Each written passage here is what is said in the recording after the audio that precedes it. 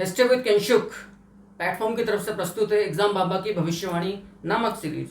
इस सीरीज में हम परीक्षा के लिए महत्वपूर्ण तथ्यों को भविष्यवाणी के रूप में प्रस्तुत करते हैं और इस सीरीज में उन तथ्यों का समावेश किया गया जो प्रश्नों के रूप में आ चुके हैं या जिनके आने की संभावनाएं हैं और भविष्यवाणी के रूप में हम उन्हें डिकोड करने का प्रयास करते हैं ताकि उनकी विश्लेषणात्मक विवेचना अर्थात एनालिटिकल अप्रोच वाला उनको हम डिकोड करने का यहाँ पर एक ईमानदार प्रयास करके आपके भविष्य को सुरक्षित बना सकें। देखिएगा, पहली भविष्यवाणी कुछ प्रमुख तथ्यों को लेकर है, अति विशिष्ट तथ्यों को लेकर है जो जनरली इस तरह के एक जैसे मिलने जुलने वाले तथ्य आपको गाइड्स में या नोट्स वगैरह में नहीं मिलते हैं। याद रखिएगा, 17वीं शताब्दी के हिंदुस्तान का दर्पण मनुची, निकोलस मनुची की सबसे प्रसिद्ध पुस्तक सटोरियो डी मोगोर को बोला गया है।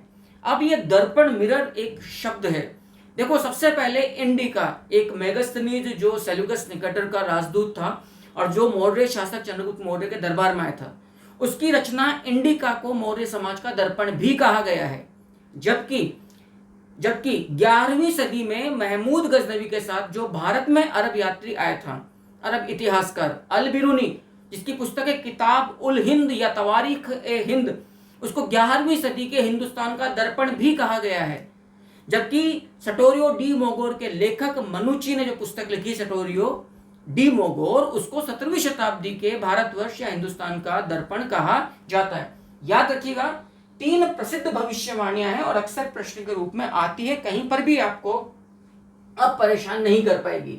तो याद रखिएगा, मौर्यकालीन समाज का दर्पण, मौर्यकालीन राजनीति नहीं, मौर्यकालीन शासन नहीं, मौर्यकालीन धर्म नहीं, यह भी आपको परेशान कर सकता है कि मेगास्थनीज को मौर्यकालीन फिल इन द ब्लैंक दर्पण बोला गया। मौर्यकालीन किसका? समाज का, धर्म का, शासन का, राजनीति का। तो फोकस करिएगा, मौर्यकालीन समाज का दर्पण इंडिका को बोला गया है जिसके लेखक थे मेगास्थनीज, जो यूनानी सेल्यूकस निकेटर के राजदूत एम्बेसडर के रूप में चंद्रगुप्त मौर्य के पाटलिपुत्र दरबार में रहा था। क्लियर है? अल बिरूनी की पुस्तक है किताब उल हिंद, जिसको कि तवारीख ए हिंद के नाम से भी पुकारा जाता है। तो याद रखिएगा कि जो किताब उल हिंद या तवारीख ए हिंद है, इसको 11वीं सदी के हिंदुस्तान का दर्पण, जबकि सटोरियो डी मोगोर जिसका लेखक है निकोलस मनुची, क्लियर, उसको 17वीं शताब्दी के हिंदुस्तान का दर्पण भी कहा जाता है। अब हम बात करते हैं कि मौर्य कालीन शासन का चरित्र, प्रकृति या स्वरूप क्या था।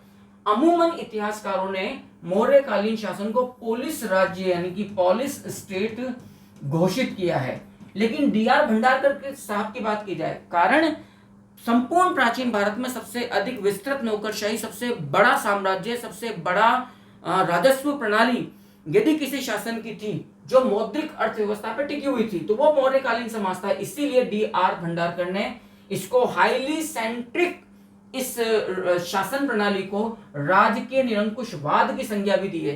जबकि रोमिला थापर लिखती हैं कि मौर्य प्रशासन, मौर्य साम्राज्य संपूर्ण भारतीय इतिहास में प्रथम केंद्रीकृत, नियंत्रित एवं योजनाबद्ध प्रशासन था, जिसमें महानगरी केंद्र, क्रोध क्षेत्र एवं परिधीय केंद्र युक्त प्रदेश हमें प्राप्त होते हैं, देखने को मिलते हैं। ठीक है साहब। अरिकमेडु एक तटीय बंदरगाह, तटीय नगर है, बंदरगाह नगर है अरिकमेडु, जो दक्षिण भारत में दक्षिणी पूर्वी समुद्र तट पर तमिलनाडु में जो चोलमंडल या कोरोमंडल है वहां पर स्थित है। याद रखना, प्रथम शताब्दी ईस्वी में भारतवर्ष और रोमन साम्राज्य के मध्य में जो अंतरराष्ट्रीय व्यापार था, जिसका पूरा बेनिफिट भारत को स्वर्ण मुद्राओं के रूप में प्राप्त होता था, प्लिनी ने काफी कोसा है रोमनों को कि तुम अपना स्वर्ण भंडार भारतीयों को गर्म मसालों के लिए दिए जा रहे हो। अरिकमेडु जीवंत साक्ष्य प्रस्तुत करता है भारत और रोम के मध्य समुद्री व्यापार का। राइट? अरिकमेडु के उत्खनन से मृद भांडों के 3 ऐसे टुकड़े प्राप्त हुए। अब जरा की फैक्ट देखिएगा, कितने टुकड़े? 3 टुकड़े ऐसे प्राप्त हुए जिन पर रोमन कुम्हारों के वंशजों के नाम लिखे हैं, वंशों उनके डायनेस्टी या वंशों के नाम लिखे हैं। अच्छा, एक बड़ी रोचक तथ्य बता दूं, संपूर्ण दुनिया में सबसे पहली यदि कोई मानवीय जाति आई है मेरे हिसाब से, तो वो कुंभकार या कुम्हार हैं, क्योंकि संपूर्ण दुनिया में सबसे पहली जो मानवीय कला करती थी स्टोन टूल्स के बाद, और चित्रकारी के बाद वो मृदभांड निर्माण कला थी, मिट्टी के घड़े बनाने की कला थी, और भारतीय में उन्हें कुम्हार कहा जाता है। इफ यू आर कुम्हार, बी प्राउड। कम से कम मैं तो आप लोगों को सैल्यूट देता हूँ कि आप लोगों ने मानवीय समाज की बेहद सेवा करी है मिट्टी के बर्तन बनाकर, क्योंकि इन्हीं मिट्टी के बर्तनों ने एक तरफ मानवीय जीवन में नए क्रांतिकारी आयाम स्थापित किए, और ये ऐतिहासिक साधन के रूप में भी कम से कम प्रागैतिहास को जानने का सबसे महत्वपूर्ण साधन है, जिनको हम मृदभांड कहते हैं या उनके टुकड़े कहते हैं। क्लियर है? तो अरिकमेडु के उत्खनन से मृदभांड के 3 ऐसे टुकड़े प्राप्त हो रहे हैं जिन पर रोम के कुम्हारों के वंशों के नाम आपको प्राप्त होते हैं। मौर्य शासन को याद रखिएगा, मौर्य शासन में वित्तीय वर्ष आषाढ़ या जुलाई माह से आरंभ होता था, और एक वित्तीय वर्ष में कुल 354 कार्य दिवस माने गए हैं, यानी कि 354 दिनों का एक मौर्य वित्तीय वर्ष माना गया है, जिसका आरंभ आषाढ़ या जुलाई माह से होता था। तो मौर्य शासन में एक वर्ष में कार्य दिवस कुल कितने माने गए हैं? 354 दिवस। आई थिंक आप लोगों ने बेहद अच्छे से समझ लिया है। और एक बात, यदि आपको किसी भी प्रकार की सलाह देनी है मुझे, या कोई गलती नजर आती है, हालांकि ये संभावना बिल्कुल नहीं है, लेकिन फिर भी यदि आप असंतुष्ट हैं मेरे कार्य से, मुझे बताएं, कमेंट करें, और संतुष्ट हैं तो कृपया दुनिया को बताएं। क्लियर? मौर्यों का वित्तीय वर्ष आषाढ़ या जुलाई माह से आरंभ होता है, जिसमें कुल आपको कितने कार्य दिवस पाए जा रहे हैं? वर्किंग डेज पाए जा रहे हैं, याद रखिएगा। तो ये कुल संख्या 354 है। कोरोमंडल समुद्र तट पर, जैसा मैंने कहा, पौंडीचेरी के निकट स्थित अरिकमेडु को यूनानी एक अज्ञात लेखक, ग्रीक नाविक जिसकी रचना है अज्ञात की पेरिप्लस ऑफ द एरिथ्रियन सी, उसमें पोडुका के नाम से उल्लेखित किया गया है। अब साहब क्या प्रश्न आ सकता है? अरिकमेडु को क्या बोला गया विदेशी भाषा में? पोडुको। क्लियर? पोडुका कौन सी भाषा में? यूनानी भाषा में। कौन से ग्रंथ में इसकी जानकारी मिलती है? Periplus of the erythraean sea. Periplus of the erythraean sea का लेखक कौन है? अज्ञात ग्रीक यूनानी लेखक। अच्छे से याद रखिएगा। पत्तिनपाले एक संगमकालीन साहित्य है। इस पत्तिनपाले नामक तमिल साहित्य में कावेरी पत्तनम के अंदर जो सीमा शुल्क अधिकारी कार्यरत थे, उनकी जानकारी मिलती है। तो प्रश्न क्या आ सकता है कि प्राचीन संगमकालीन समाज के सीमा शुल्क अधिकारियों की जानकारी हमें किस ग्रंथ से मिलती है? पत्तिनपाले नामक संगम साहित्य से। लेकिन मान लो प्रश्न ही आ गया, पत्तिनपाले में जिन सीमा शुल्क अधिकारियों की जानकारी मिलती है वो किस नगर से संबंधित है? आपका सीधा जवाब होगा पुहार या कावेरी पत्तनम। बहुत अच्छे से इस बात की जानकारी को याद रखिएगा। इसीलिए मैं आपसे कह रहा हूं कि ये जो सेशन, ये जो एपिसोड्स आ रहे हैं, एग्जाम बाबा की भविष्यवाणी हल्के में मत लीजिएगा बाबू, भविष्यवाणी सटीक बैठेगी। क्लियर? भारत में उग्रवाद के जनक बाल गंगाधर तिलक को बोला गया है। राजस्थान में उग्रवाद का जनक, उग्र क्रांति का जनक अर्जुन लाल सेठी को बोला गया है। और विदेशों में उग्र क्रांति या उग्रवाद का जनक श्यामजी कृष्ण वर्मा को बोला गया है। क्रांतिकारियों की मां दुर्गा देवी, ये एक बात याद रखना, क्रांतिकारी मां बोला गया है दुर्गा देवी, और भारतीय क्रांतिकारियों की माता मैडम भीकाजी कामा को बोला। दोनों में काफी अंतर है, इस बात को समझिएगा। आइएगा मैं बता दूं आपको। यदि प्रश्न आ जाए कि किस भारतीय स्त्री को भारत के अंदर क्रांतिकारियों की मां कहा गया, तो दुर्गा देवी कहेंगे। लेकिन किस पारसी स्त्री को, किस भारतीय स्त्री को बोला गया, तब तो दुर्गा देवी, जिन्होंने सांडर सत्याग्रह के पश्चात भगत सिंह को लाहौर से भगाने में मदद की थी, वो दुर्गा देवी। लेकिन प्रश्न आ जाए एक पारसी महिला जो विदेश में जाकर भारतीय क्रांतिकारियों की माता के नाम से प्रसिद्ध हुई, तो आपका आंसर होगा madam Bhikaji Cama, mother of Indian revolutionary, known as madam Bhikaji Cama. विदेशों में भारतीय उग्रवाद के जनक आपका स्पष्ट उत्तर होगा श्यामजी कृष्ण वर्मा। आरसी मजूमदार ने क्रांतिकारी गतिविधियों को जुझारू राष्ट्रवाद की संज्ञा दी।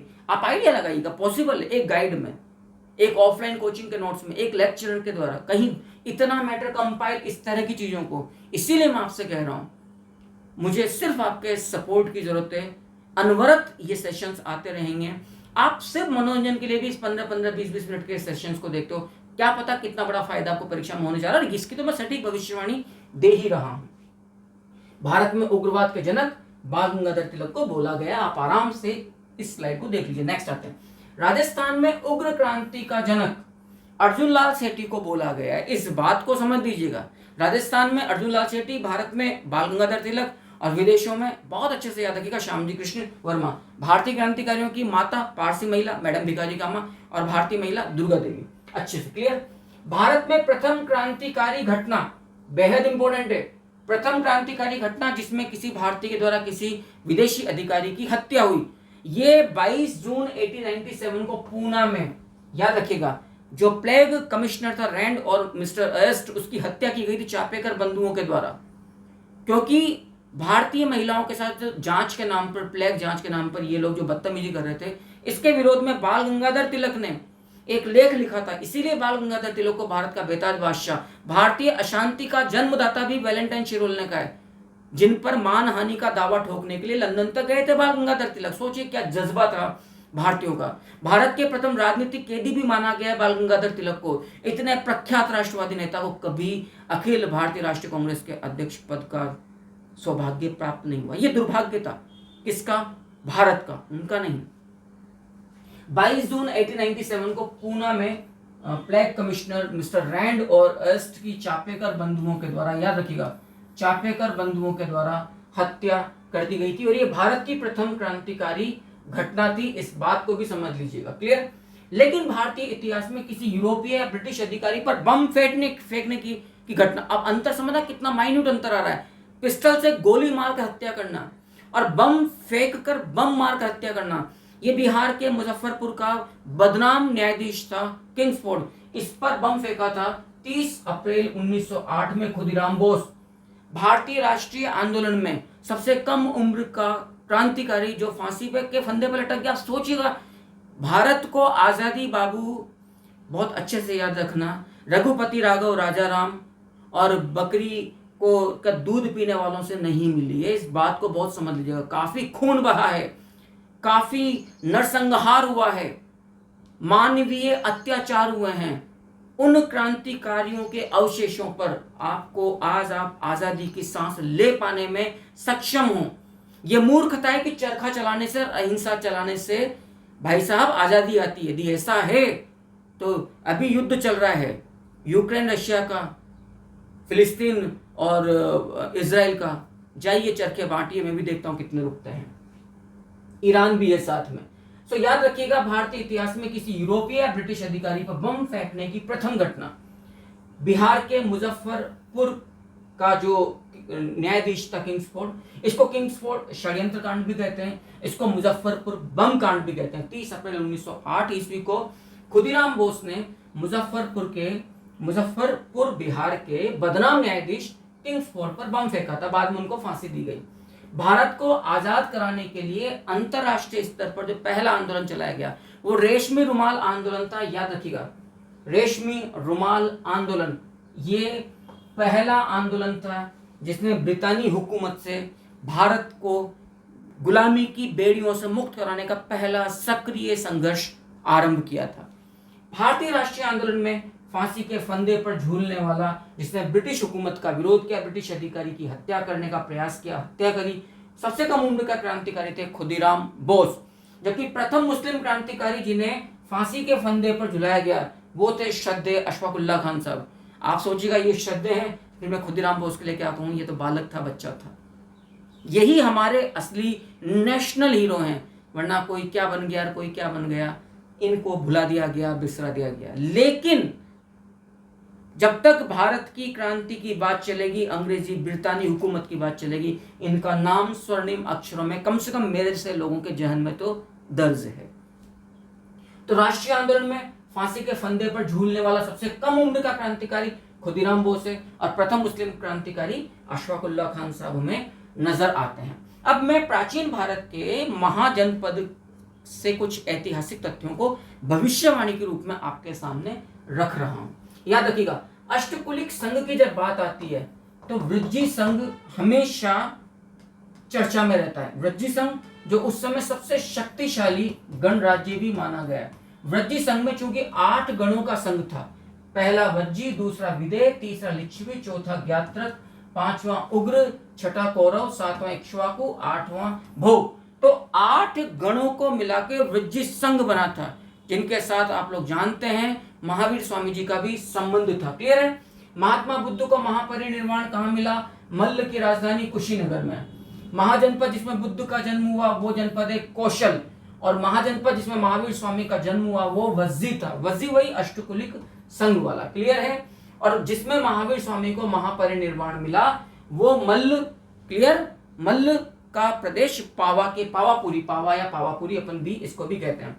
कौटिल्य के समय में वो महाजनपद जो राजतंत्र से गणतंत्र बना, जो कन्वर्जन हो रहा है, यानी कि पहले राजा का वंशाणु का शासन था, उससे फिर वो गणतंत्र बना, वो कंबोज है।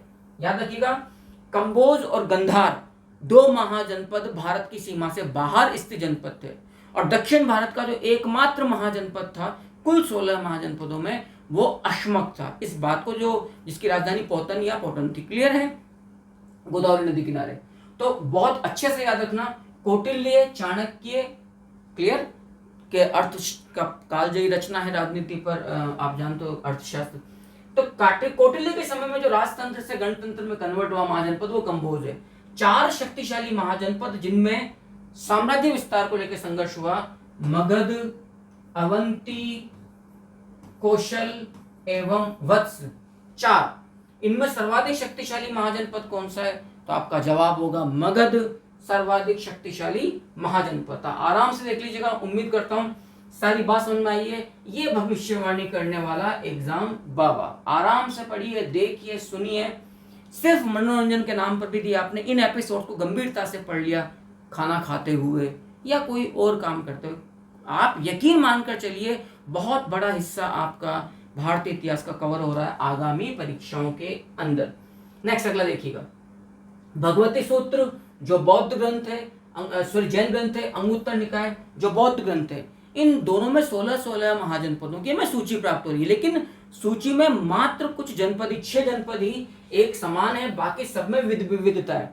6 महाजनपद जो समान मिलते हैं अंगुत्तर निकाय नामक बौद्ध ग्रंथ में और भगवती सूत्र नामक जैन ग्रंथ में, ये हैं अंग, मगध, काशी, कौशल, वत्स एवं वज्जी। वज्जी वही अष्टकुलिक संघ वाला, क्लियर। महाजनपद जिनकी 2-2 राजधानियां थी, कौशल, अवंती और पांचाल। लेकिन महाजनपद युग जिसको आप 6ठी शताब्दी ईसा पूर्व का बुद्ध युग भी कहते हैं, द्वितीय नगरीय क्रांति काल भी कहते हैं, इसमें जो सबसे बड़ा आर्थिक परिवर्तन हुआ वो था मौद्रिक अर्थव्यवस्था का प्रचलन।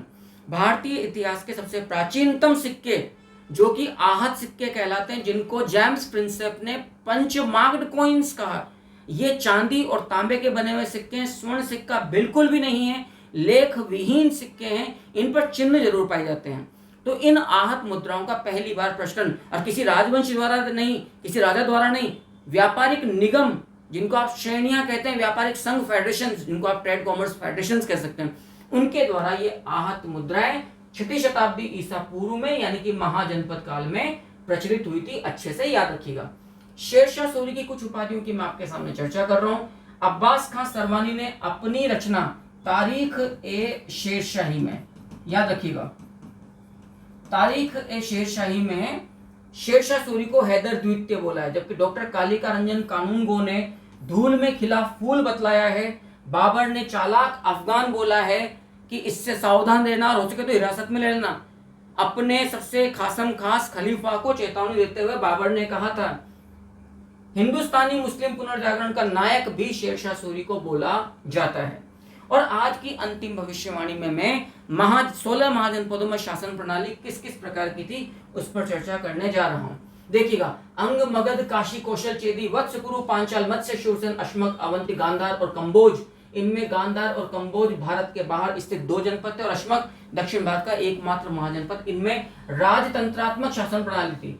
और आप लोग बेहतर जानते हैं कौटिल्य के काल में कंबोज राजतंत्र से गणतंत्र में कन्वर्ट हो गया था। जहां गणतंत्र था वो था वज्जी एवं मल्ल। वज्जी के अंदर तो कुल 8 गणों का संघ था, इसीलिए इसको अष्टकुलिक संघ भी कहा जाता है। इस प्रकार से यदि इस सत्र में दी गई जानकारियों से आप लोगों को किसी प्रकार की आपत्ति तो प्लीज आप हमें बताइए। लेकिन यदि आप संतुष्ट हैं और आप प्रसन्न हैं, आपके लिए लाभदायक है, तो प्लीज दुनिया को बताइए। अगले सत्र का इंतजार कीजिए। उस एपिसोड के अंदर मैं फिर पुनः कुछ महत्वपूर्ण तथ्यों की भविष्यवाणी लेकर आपके सामने आऊंगा।